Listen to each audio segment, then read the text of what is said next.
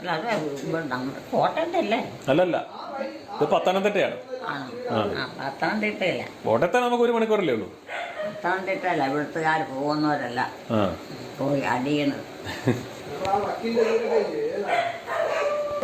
പോകാനുള്ള ഓട്ടോറിക്ഷ. അവർ വന്ന ഓട്ടോറിക്ഷ അത്.